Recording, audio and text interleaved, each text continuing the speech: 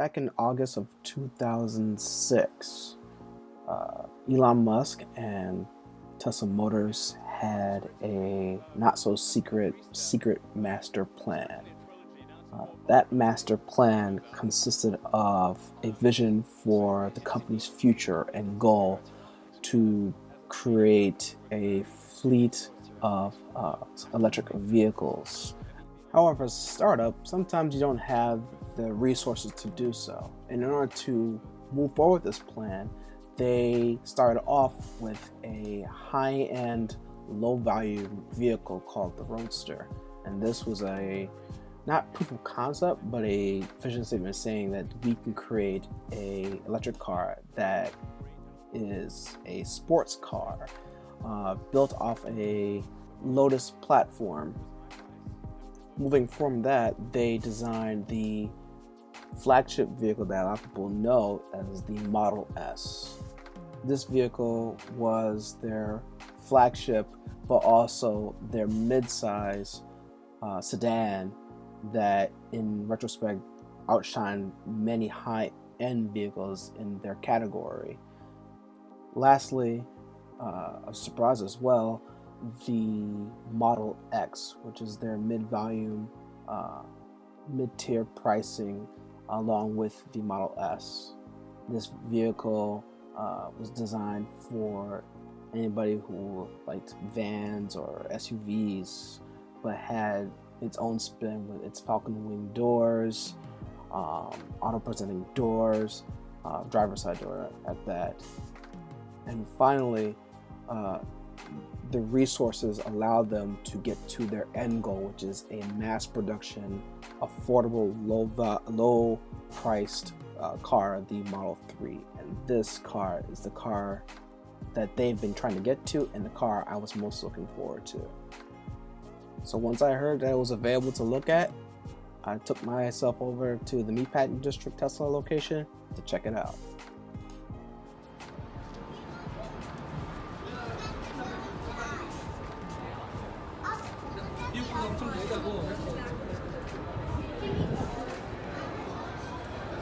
Hey, welcome in. Hi, well, thank you. What brings you in today? That. The 3? Yeah. You have a reservation on one? Not yet, but I really wanted to see it in person. Yeah, of course. Wow. Nice. It's one thing that people talk about it, but then you see it Yeah, from exactly. it's Different totally different. pictures. It's my first time seeing it too. Oh, really? So Okay. yeah, it's great. It's really different than pictures. Is there a standout feature that you like on this car? sorry? Is there a standout feature that you like on And this? honestly, I wasn't too crazy about the screen Okay. being in the middle, but I really like it. It's nice and clear, and it's right next to the steering wheel, so it's very easy to access to it. So that's kind of cool. Sure. Cool. Thank you for sharing.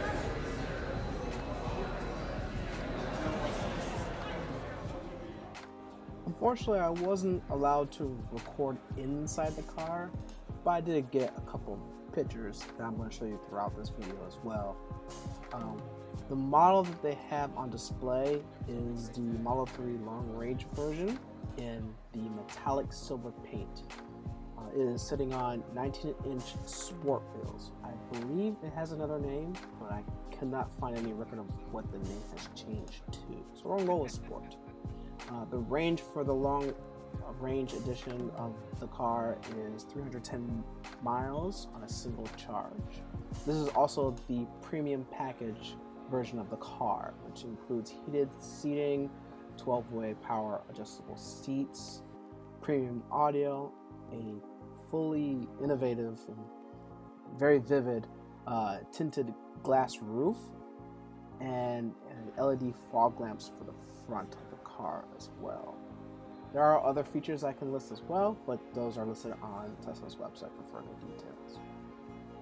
One of the big takeaways I got from the initial impressions of this vehicle was just how much of the Tesla DNA is maintained in this vehicle. It doesn't stand out against its big brothers, the Model S and Model X. It carries through. You see Tesla's DNA in this car from one end to the other. some of the things I do like about this car in particular are just little details, like the way the door handles work, which I found a couple people who were trying it out couldn't figure out how to open the door initially. So I think it's going to be interesting for either as part of Tesla's fleet system, where they're going to have it being automated, how people can open and close the door properly.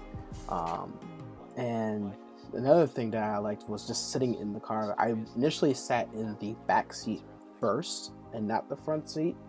The reason why I did that is I really wanted to see what it's like, this reference to comfort for a passenger, but also to get a sense for the head space that's available with the glass roof. And it is gorgeous. I thought that the angle on which the glass was positioned and how it was designed, you couldn't get a sense of view looking up, but you clearly can. So anybody who's interested in that, definitely for kids or just people who, or anybody that's your passenger, can get a sense of the day and skyliners, stars, and things like that, can really see that from that view. The other thing that I enjoyed most about this car in particular is just little details, like how the charging port opens and closes. You just tap it, it opens up. You tap the top of it, you don't even put much pressure on it, and it automatically closes. It has a little Tesla logo inside that you can see the charging status. I have a picture of that. I'm probably going to pop up at some point. And then the biggest thing, as soon as you get in the driver's side, is that 15-inch touchscreen. I mean, when you're in the front seat of this car, it's a different experience. You're so used to seeing your speedometer and all the information directly in front of you in every car you've ever been in. But with this, the center console, the touchscreen, is your main focus, your main interface. So everything you reference to control your windows, your temperature, the way your seats are positioned, the way your mirrors are adjusted, even the way the wheel is positioned as well. It's all handled through a combination of textile buttons and toggles on the actual steering column and on the touchscreen. As you can see, this guy, he's setting up the steering wheel to be adjusted, and you can just use the dials up and down to move the wheel up or down, tilt it forward to you, pull it back. It's all done through there. It's really innovative. Speaking of climate controls in the car, here is just a still image I got from the back rear seat, just showing how you can dial in reference to climate controls for either driver or passenger.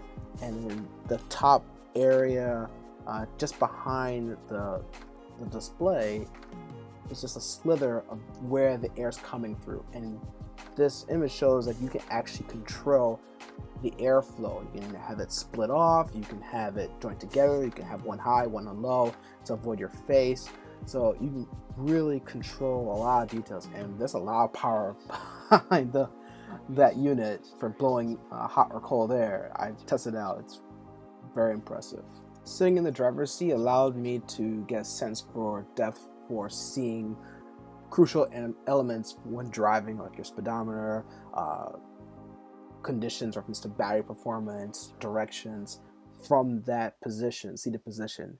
And to be honest, I thought it was going to be a little concerning for me, but it wasn't that bad because it literally is within proximity of my line of sight for when I'm driving. So I can see where, how fast I'm going, what's my battery range, that crucial information, which is designed to be on the left hand side, which you see here on this image. And so where the P is up top, that's your speedometer that when you're actually driving. And focusing on while I'm driving, all the things that are going on, people, pedestrians and cyclists and all that stuff, you can still see those details on it. Now the challenging part was seeing driving directions. That was a little bit further off, so I noticed I had to actually look down and see those details. So I'm a little concerned for it, but I'm curious to see if that will get better over time, or is it just me from my initial impressions of the car. Well guys, I hope you enjoyed the video. Just a little brief video after a long vacation of haven't had anything on the channel in a while, but I thought this was a great opportunity to share something I love, Tesla in particular, and the Model 3. and have an opportunity to actually see it in person and share it with you guys. So I hope you enjoy the video, and when there's opportunity for a time to test drive this car, definitely there will be a video for that as well. Until next time, see you guys later. Bye.